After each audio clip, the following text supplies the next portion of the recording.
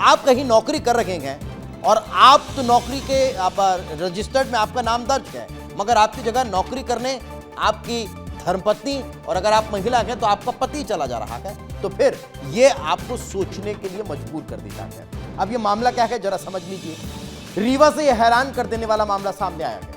वाणसागर परियोजना में पत्नी की जगह उसका पति ही काम करता था। दरअसल यहां पर कंप्यूटर ऑपरेटर के पद पर नियुक्त एक महिला की जगह उसका पति वर्षों से काम करता आ रहा है। इस दौरान विभाग को करीब 55 लाख रुपए का नुकसान पहुंचा है। जांच में घोटाला साबित होने के बाद पुलिस ने पति पत्नी दोनों के खिलाफ अलग अलग एफआईआर दर्ज कर ली है। देखिए, अजीबोगरीब मामला है और यह अजीबोगरीब मामला सोचने पर मजबूर कर देता है। लेकिन चलिए अब आपको वो दफ्तर दिखा देते हैं जहां ये बानगी सामने आई है, जहां ये मामला सामने आया। ये देखिए, ये बड़ा सा दफ्तर है।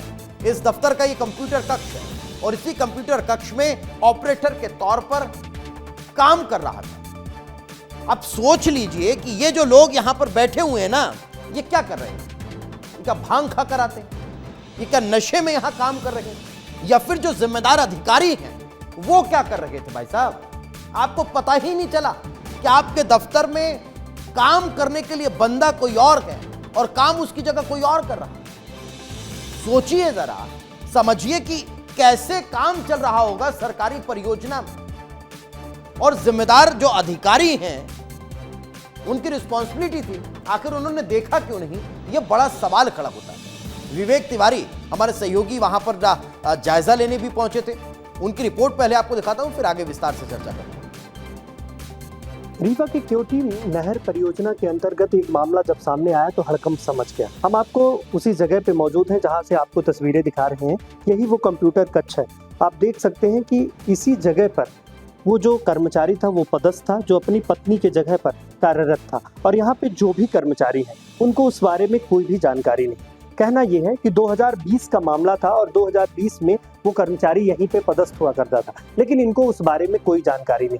लेकिन 55 लाख रुपए के जो घोटाले की बात आई, उसके बाद दुर्गेश गुप्ता और संतोष गुप्ता पति पत्नी दोनों के ऊपर एफआईआर की गई है। और एफआईआर के बाद इस मामले पे अब पूरे जिले में हड़कंप समझ गया, क्योंकि सबसे बड़ी बात कि पत्नी की जगह पति नौकरी करता था और नौकरी के बाद जब हड़कंप मचा है, अब तमाम प्रशासनिक अधिकारियों ने भी मामले को संज्ञान में लिया है और एफआईआर दर्ज की गई है।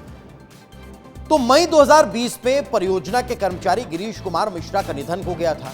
अब उनके वेतन का भुगतान केवल 1.6 लाख रुपए लंबित था, लेकिन आरोपी ने कूटरचित तरीके से 35.53 लाख रुपए मिश्रा के खाते में डलवाए और बाद में वह रकम अपने निजी खाते में ट्रांसफर करवाई। ये पूरा खेल विभाग की नजरों से छिपा रहा जब तक कि उच्च अधिकारियों को इसकी भनक नहीं लगी। पूरे मामले की जानकारी वरिष्ठ अधिकारियों को हुई, तब जाकर रीवा कलेक्टर के निर्देश पर जांच समिति का गठन किया गया। जांच में घोटाले की पुष्टि होने पर मामला सामने आया। शिकायत दर्ज करवाई गई। पुलिस ने संतोष गुप्ता और उसकी पत्नी दुर्गेश गुप्ता के खिलाफ धोखाधड़ी का मामला दर्ज कर लिया है। और इस वक्त हमारे साथ CSP Shivali Chaturvedi ji phone line पर मौजूद हैं।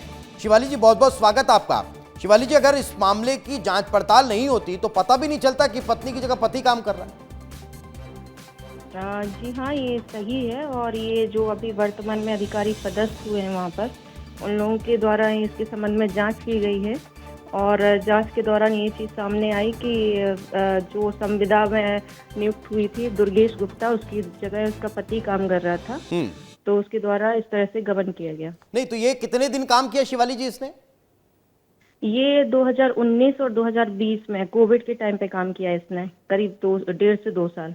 1.5 से 2 साल काम करता रहा शिवाली जी, लेकिन उसके बाद भी जो वहां पर ऑफिस में दफ्तर में जो अधिकारी थे उनको पता भी नहीं चला कि ये कोई और बंदा है, नाम लड़की का है और लड़का काम कर रहा है। ये अब उस समय जांच में आएगा कि अधिकारियों के संज्ञान में था कि नहीं था। तत्कालीन जो अधिकारी थे तत्समय पदस्थ, ये जांच का विषय। अगर जांच के दौरान ऐसी स्थिति सामने आएगी तो उनकी संलिप्तता भी समझ में नहीं तो शिवाली जी, उस मसले को लेकर जांच शुरू भी हुई या नहीं हुई? क्योंकि ये तो एक भ्रष्टाचार का मामला था, इस पर तो चलिए जांच चल रही है, मगर वो जो मामला था कि अब बिना किसी को बताए हुए इस तरह से कोई दूसरा व्यक्ति किसी सरकारी प्रोजेक्ट में काम कर रहा है, उस पर भी जांच हो पा रही है या नहीं हो पा रही?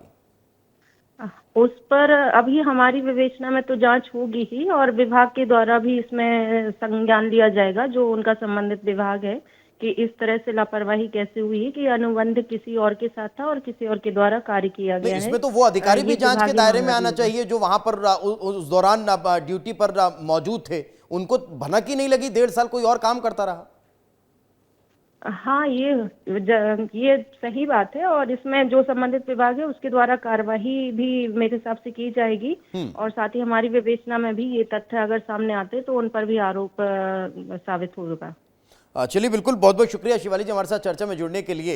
लेकिन अब ये देखने वाली बात होगी कि किस तरह से इस पूरे मसले को लेकर कार्रवाई होती है, और होती भी है या नहीं होती है, क्योंकि अभी तो सिर्फ जो पैसों का लेन देन हुआ है, जो ट्रांसफर अब पैसे किए गए और उसके बाद फिर अपने खाते में मंगा लिए गए, अभी तो इस मसले को लेकर जांच को रखी गई। उस दिशा में तो कोई ध्यान भी नहीं दे पा रहा है कि वो शख्स अपनी पत्नी के नाम पर वहां काम करता रहा 1.5 साल, लेकिन किसी को भनक तक नहीं लगी। कोविड का काल था, कोविड के काल में सोचा होगा कि कोई देखने परखने वाला है नहीं, पत्नी घर से ना निकले, अपन जाकर के ऑफिस में काम कर लीजिए, जो मोहतरमा है वो घर पर आराम फरमाएंगे। लेकिन अब उस मसले को लेकर भी जांच होनी चाहिए, और जांच के बाद कार्रवाई उन अधिकारियों तक जानी चाहिए जो वहां पर उन दौरान इन्वॉल्व थे, मौजूद थे, जिनकी देखरेख में प्रोजेक्ट का काम चल रहा था, लेकिन उन्हें भनक तक नहीं लगी। उन पर भी जांच की आंच पहुंचनी चाहिए।